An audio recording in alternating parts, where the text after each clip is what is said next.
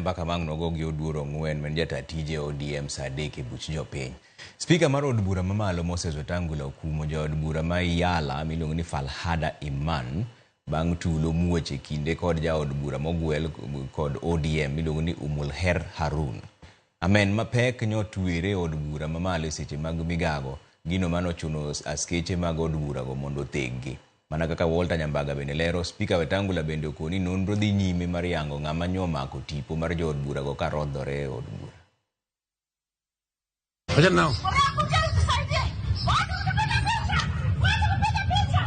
Thin ok midekre. Kata mana winj tel thin to dhoge po yen motwo. Nimetima kwa nilikuwa napiga mguu. Napiga ikienda. Amen mapek manyotwere kind jaod bura mogwel mar ODM. Harun, kod jaod bura mar Yala, Falhad Iman.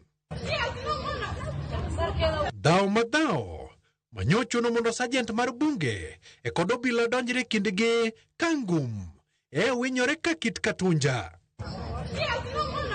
Kalore kod tulo no, Spika mar od bura mamalo Moses Wetangula okumo jaod bura mar Yala, Falhad Iman, donje od bura mamalo kum tulo mar ndalo 90.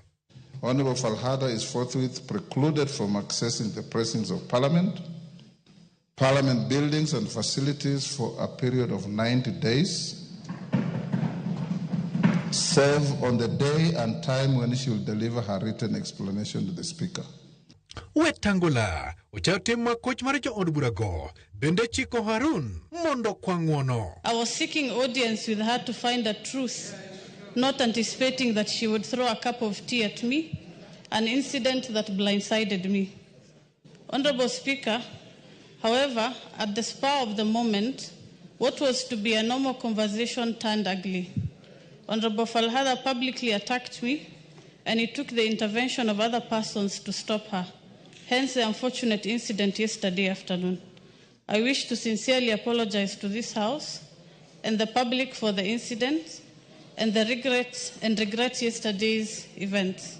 Wetangula, bendegi sani yudo kwet kowuok kuom jo-Kenya, bang' yango ni obila timo nonro mar chiwo kum ne jal mane okawo picha mar jood burago kane muochore angum ka bund teng'o kendo keto e mbui. The issue of recording is being investigated by parliamentary police and the sergeant at arms.